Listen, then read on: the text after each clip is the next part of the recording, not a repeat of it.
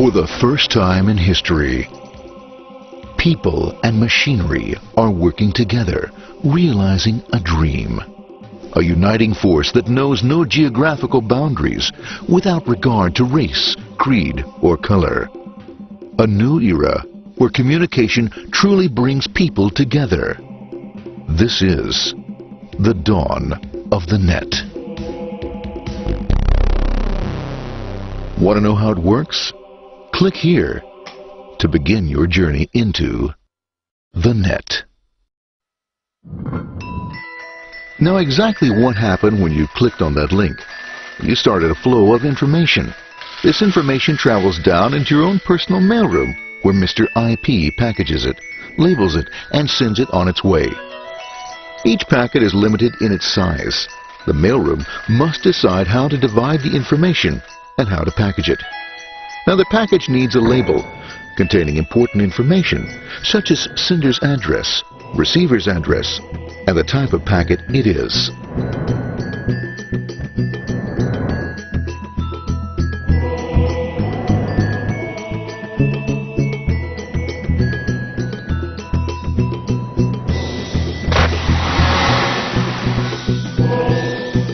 Because this particular packet is going out onto the internet, it also gets an address for the proxy server, which has a special function, as we'll see later. The packet is now launched onto your local area network, or LAN.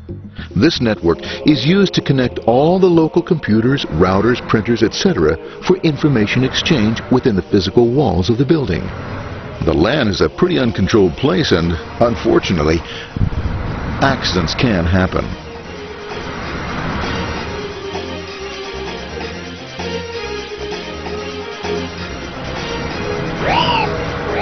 The highway of the LAN is packed with all types of information. These are IP packets, Novell packets, Apple Talk packets. They're going against traffic, as usual. The local router reads the address and, if necessary, lifts the packet onto another network. The router, a symbol of control in a seemingly disorganized world. Whoops, sorry about that. Let's move this one here, this one here. This moves here, this one goes here. I don't like this one. Let's go with this one. Let's go here. A little bit left. Let's move with this one here. Another channel here. Let's put that one here. Let's put that one here. There he is, systematic, uncaring, methodical, conservative, and sometimes not quite up to speed. But at least he is exact, for the most part.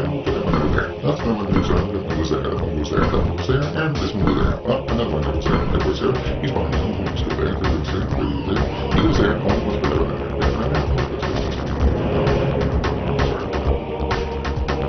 As the packets leave the router, they make their way into the corporate intranet and head for the router switch. A bit more efficient than the router switch plays fast and loose with IP packets, deftly routing them along their way. A digital pinball wizard, if you will. Here we go. Here comes another one. And it's another. Watch this, Mom. Here goes. Whoop, around the back. Hey, in there, in there, in there. Over the left, over the right, over the left, over the right. You got it. Here it comes. Right on. He shoots. He scores. It's going. Hey, wait. Here, watch out. Here comes another one. Oh, here we go. And it's gone. As packets arrive at their destination, they're picked up by the network interface, ready to be sent to the next level. In this case, the proxy. The proxy is used by many companies as sort of a middleman in order to lessen the load on their internet connection, and for security reasons as well. As you can see, the packets are all of various sizes, depending upon their content.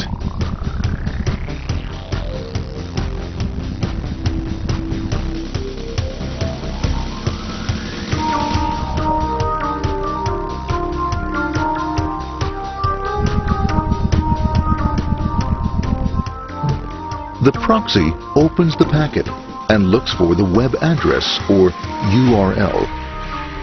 Depending upon whether the address is acceptable, the packet is sent on to the internet.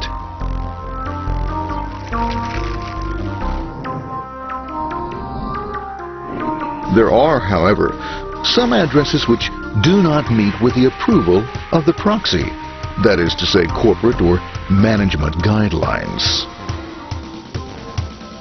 these are summarily dealt with.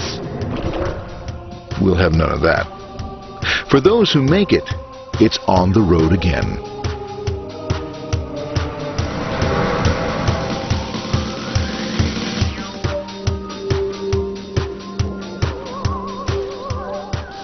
Next up, the firewall.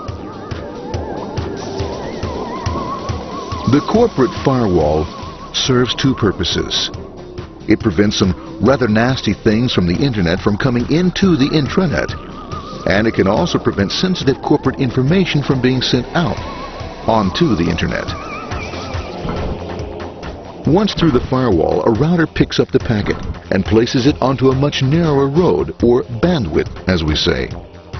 Obviously, the road is not broad enough to take them all. Now you might wonder what happens to all those packets which don't make it along the way. Well, when Mr. IP doesn't receive an acknowledgement that a packet has been received in due time, he simply sends a replacement packet. We are now ready to enter the world of the Internet. A spider web of interconnected networks which span our entire globe. Here, routers and switches establish links between networks. Now, the net is an entirely different environment than you'll find within the protected walls of your LAN. Out here, it's the Wild West. Plenty of space, plenty of opportunities, plenty of things to explore and places to go.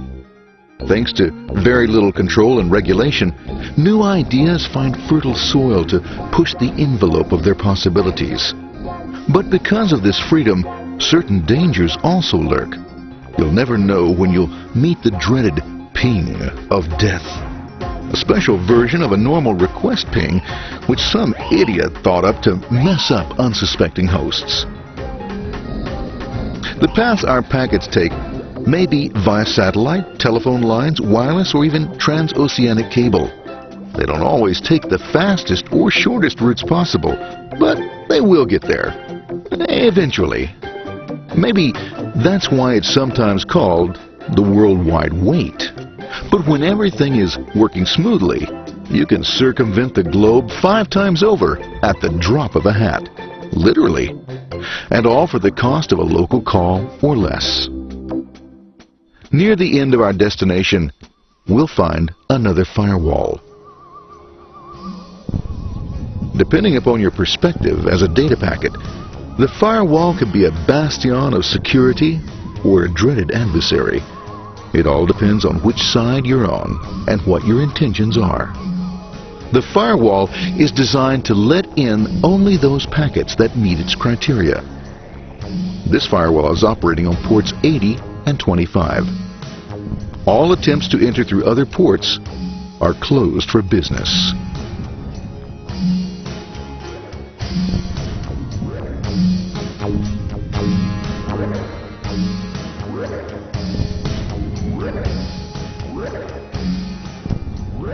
Port 25 is used for mail packets, while Port 80 is the entrance for packets from the Internet to the web server. Inside the firewall, packets are screened more thoroughly. Some packets make it easily through customs, while others look just a bit dubious. Now, the firewall officer is not easily fooled, such as when this ping of death packet tries to disguise itself as a normal ping packet. It's okay, go on, it's okay, no problem. Have a nice day. We out of here. Bye. For those packets lucky enough to make it this far, the journey is almost over. It's just a line up on the interface to be taken up into the web server. Nowadays, a web server can run on many things, from a mainframe to a webcam to the computer on your desk. Why not your refrigerator? With a proper setup, you can find out if you have the makings for chicken cacciatore or if you have to go shopping. Remember, this is the dawn of the net. Almost anything's possible. One by one, the packets are received, opened, and unpacked.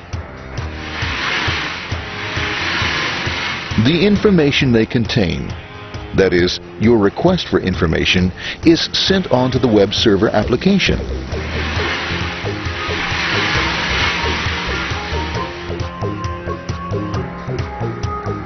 The packet itself is recycled, ready to be used again, and filled with your requested information.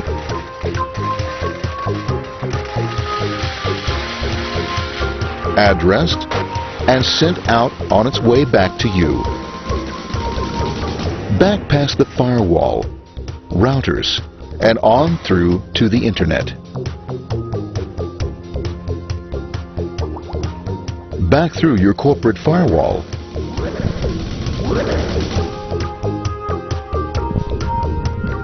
And onto your interface. Ready to supply your web browser with the information you requested. That is, this film.